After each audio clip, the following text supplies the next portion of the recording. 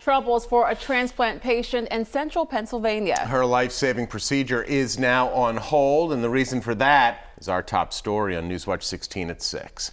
Good evening, I'm Scott Schaefer. And I'm Lisa Washington. We begin tonight in Lycoming County, where a woman was notified last week that she will not be eligible for a kidney transplant. All because she refuses to get vaccinated for COVID-19. Newswatch 16's Chris Keating shows us what is next for her. This is Sherry Breen of Muncie. Breen, who suffers from stage 4 kidney disease, was told by doctors at Geisinger that she will not be eligible for a kidney transplant unless she agrees to get the COVID-19 vaccine. Someday my life will hopefully be back to normal, receive a transplant. And then when I was told I couldn't receive the transplant without the vaccine, it was really a mix of, irritation, frustration, fear. Transplant hospitals like Geisinger are legally allowed to require transplant donors and recipients to be vaccinated. Geisinger issued this statement to WNEP on the matter.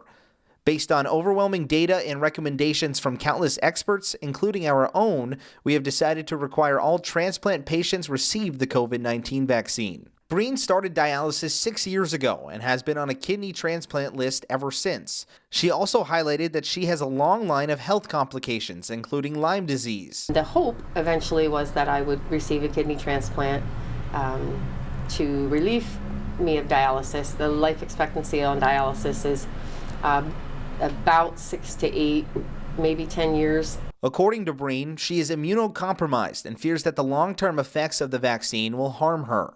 Because of my immune system's response to things over the years, really scared of the vaccine, not knowing what the long-term side effects are, not knowing how my immune system will handle it.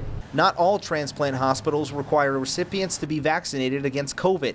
Breen has been talking with other hospitals about the possibility of a transplant. UPMC, they review patients on a case-by-case basis. So if they look through my file and decide, hey, the vaccine might be too risky for her, which is how I feel, then I wouldn't be required to receive it before transplant. Newswatch 16 reached out to UPMC, and we learned that it currently does not require any proof of vaccination status for transplant recipients. If UPMC does agree to a transplant, then she will have to be put on a waiting list. Chris Keating, Newswatch 16, Lycoming County.